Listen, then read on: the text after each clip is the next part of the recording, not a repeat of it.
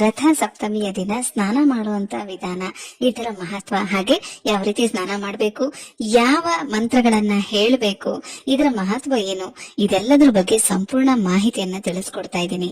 ಅಲ್ಲದೆ ಮಾಘ ಮಾಸದ ಶುಕ್ಲ ಪಕ್ಷದ ಸಪ್ತಮಿ ತಿಥಿ ಅಂದ್ರೆ 7ನೇ ದಿನವನ್ನ ರಥ ಸಪ್ತಮಿ ಅಂತ ಕರೆಯಲಾಗುತ್ತೆ. ಈ ದಿನ ಬ್ರಾಹ್ಮಿ ಮುಹೂರ್ತದಲ್ಲಿ ಸ್ನಾನ ಮಾಡೋದ್ರಿಂದ 7 ಜನ್ಮಗಳ ಪಾಪಗಳು ಕಳೆಯುತ್ತೆ. ಅಲ್ಲದೆ ಈ ದಿನ ಗ್ರಹಣದಷ್ಟೇ ಶಕ್ತಿ ಇರೋದ್ರಿಂದ ರಥಸಪ್ತಮಿ ದಿನ ನಾವು ಪುಣ್ಯ ಪ್ರಾಪ್ತಿಗಾಗಿ ಯಾವ ರೀತಿ ಸ್ನಾನ ಮಾಡಬೇಕು, ಯಾವ ರೀತಿ ಸೂರ್ಯನನ್ನ ಆರಾಧನೆ ಮಾಡಬೇಕು, ಯಾವ ಮಂತ್ರಗಳನ್ನ ಹೇಳ್ಕೋಬೇಕು, ಪ್ರತಿಯೊಂದನ್ನು ಕೂಡ ವಿವರವಾಗಿ ತಿಳಿಸ್ತಾ ಇದ್ದೀನಿ. ವಿಡಿಯೋನ ಸ್ಕಿಪ್ ಮಾಡದೆ ನೋಡಿ.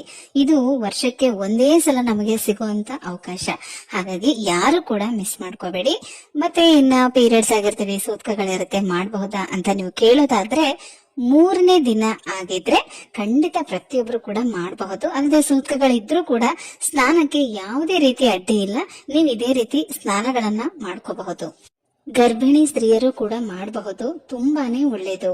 ರಥಸಪ್ತಮಿ ಹಬ್ಬದ ದಿನ ಸ್ನಾನ ಮಾಡುವಂತ ಸಮಯದಲ್ಲಿ ಶಿವನಿಗೆ ಪ್ರಿಯವಾದಂತ ಬಿಳಿ ಎಕ್ಕದ ಗಿಡದ 7 ಎಲೆಗಳನ್ನ ತಗೊಂಡ್ ಬಂದು ಅದನ್ನ ನೀವು ಸ್ನಾನಕ್ಕೆ ಉಪಯೋಗಿಸ್ಬೇಕು. ನೀವು ಇದನ್ನ ಒಂದು ದಿನ ಮೊದಲೇ ತಂದಿಟ್ಕೊಳ್ಳೋದು ತುಂಬಾನೇ ಒಳ್ಳೇದು. 7 ಎಲೆಗಳು ಸೂರ್ಯನ ರಥದ 7 ಕುದುರೆಗಳು ಮತ್ತೆ 7 ಜನ್ಮಗಳನ್ನ ಪ್ರತಿನಿಧಿಸುತ್ತೆ. ಹಾಗಾಗಿ ಸ್ನಾನಕ್ಕೆ 7 ಎಲೆಗಳನ್ನ ಉಪಯೋಗಿಸ್ಬೇಕು. ಮತ್ತೆ ಪ್ರತಿ ಒಬ್ರಿಗೂ 7 ಎಲೆಗಳು, ಒಬ್ರು ಉಪಯೋಗಿಸಿದ್ದನ್ನ ಇನ್ನೊಬ್ರು ಉಪಯೋಗಿಸೋಂಗಿಲ್ಲ. ಮನೇಲಿ ಎಷ್ಟು ಜನ ಇರ್ತಿರೋ ಅಷ್ಟು ಜನಕ್ಕೂ ಕೂಡ 7 ಎಲೆಗಳನ್ನ ನೀವು ಇಟ್ಕೊಂಡು ಸ್ನಾನ ಮಾಡ್ಬೇಕಾಗತ್ತೆ.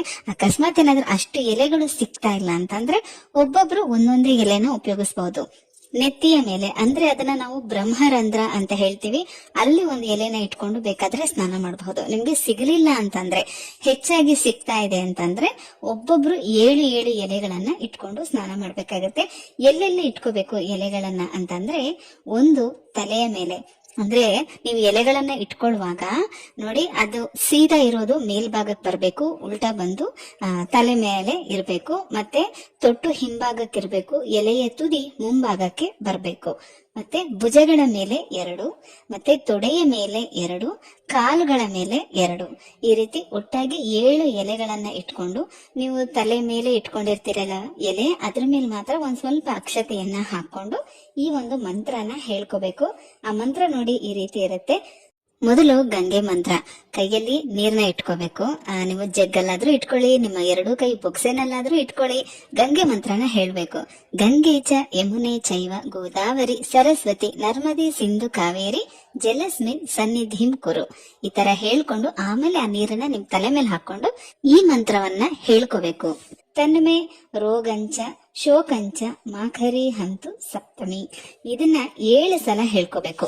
ತಲೆ ಮೇಲೆ, ಭುಜದ ಮೇಲೆ, ಕಾಲುಗಳ ಮೇಲೆ ಹೀಗೆ ನೀರನ್ನ ಹಾಕೊಳ್ಳುವಾಗೆಲ್ಲ ಈ ಮಂತ್ರನ ಹೇಳ್ಕೊಂಡು ನೀರನ್ನ ಹಾಕೋಬೇಕು. ಆ ನಂತರ ಆ ಎಲೆಗಳನ್ನೆಲ್ಲ ಒಂದು ಕಡೆ ತೆಗೆದಿಟ್ಟು ನಿಮ್ಮ ಸ್ನಾನ ಮುಗಿಸ್ಕೊಂಡು ಬರ್ಬೇಕು. ಈ ಎಲೆಗಳನ್ನೆಲ್ಲ ಒಟ್ಟಿಗೆ ಸೇರಿಸಿ, ಅಂದ್ರೆ ಮನೆಯವ್ರದ್ದು ಎಲ್ರಿಗೂ ಸ್ನಾನ ಆದ್ಮೇಲೆ ಒಟ್ಟಿಗೆ ಒಂದು ಕವರ್ನಲ್ಲಿ ಹಾಕಿ ಹೊರಗಡೆ ನೀವು ಕಸದ ಜೊತೆಗೆ ಹಾಕ್ಬಹುದು. ಚಿಕ್ಕ ಮಕ್ಕಳಿಂದ ವಯಸ್ಸಾದವರು ಕೂಡ ಇದೇ ರೀತಿ ರಥಸಪ್ತಮಿಯ ದಿನ ಸ್ನಾನ ಮಾಡಬಹುದು. ಅಲ್ಲದೆ ಇವತ್ತು ಭಾನುವಾರ ಆಗಿರೋದ್ರಿಂದ ರೆಡ್, ಆರೆಂಜ್, ಯೆಲ್ಲೋ ಈ ಬಣ್ಣದ ಬಟ್ಟೆಗಳನ್ನ ಧರಿಸಬಹುದು, ತುಂಬಾನೇ ಒಳ್ಳೇದು. ಮತ್ತೆ ಸ್ನಾನ ಆಗಿದ ತಕ್ಷಣ ಈ ರೀತಿ ಮಡಿ ಬಟ್ಟೆಗಳನ್ನ ಹಾಕೊಂಡು ಪೂಜೆ ಎಲ್ಲ ಮಾಡಿ ಸೂರ್ಯನಿಗೆ ಅರ್ಘ್ಯವನ್ನ ಕೊಡ್ಬೇಕು. ಇದಂತೂ ಪ್ರತಿ ವಿಡಿಯೋದಲ್ಲಿ ನಾನು ಹೇಳ್ತಾನೆ ಇದ್ದೀನಿ, ಸಾಧ್ಯವಾದವರು ಮಾಡಿ. ನಿಮ್ಗೆ ಅರ್ಘ್ಯ ಕೊಡೋದಕ್ಕೆ ಬರಲ್ಲ ಅಂತಂದ್ರೆ ಸೂರ್ಯನಿಗೆ ನಮಸ್ಕಾರ ಮಾಡ್ಕೊಳ್ಳಿ.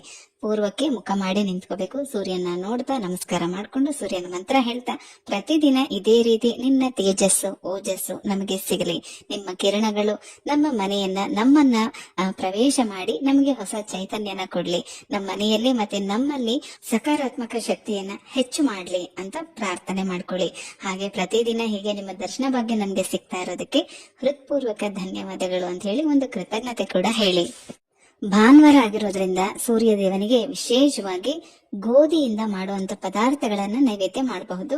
ಗೋಧಿ ಹುಗ್ಗಿ, ಗೋಧಿ ಪಾಯಸ, ಈ ರೀತಿ ಗೋಧಿ ನುಚ್ಚಿನಿಂದ ಮಾಡುವಂತ ಪದಾರ್ಥಗಳನ್ನ ನೈವೇದ್ಯ ಮಾಡಿ. ತುಂಬಾ ಒಳ್ಳೇದು. ಅಕಸ್ಮಾತ್ ನಿಮ್ಗೆ ಗೋಧಿ ನುಚ್ಚು ಸಿಗ್ಲಿಲ್ಲ ಅಂದ್ರೆ ಸಿಹಿ ಪೊಂಗಲನ್ನ ಮಾಡಿ ನೈವೇದ್ಯ ಮಾಡಬಹುದು.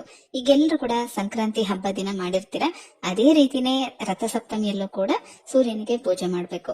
ಮುಂದಿನ ವಿಡಿಯೋದಲ್ಲಿ ಸೂರ್ಯನಿಗೆ ಯಾವ ರೀತಿ ಪೂಜೆ ಮಾಡಬೇಕು ಅನ್ನುವಂತ ಸಂಪೂರ್ಣ ವಿಧಾನ, ಹಂತ ಹಂತವಾಗಿ ನೈವೇದ್ಯಗಳು, ಮಂತ್ರ ಪ್ರತಿಯೊಂದನ್ನು ಕೂಡ ಸಂಕಲ್ಪ ಸಹಿತ ಪೂಜೆ ಮಾಡುವಂತ ವಿಧಾನವನ್ನ ತಿಳಿಸ್ಕೊಡ್ತೀನಿ.